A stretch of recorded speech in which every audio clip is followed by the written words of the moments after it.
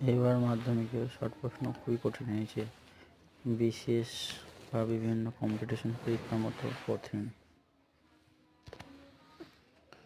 বিশেষ বা বিভিন্ন কম্পিটিশন এমসিকিউ বা এসএকিউ প্রশ্ন হয়েছে।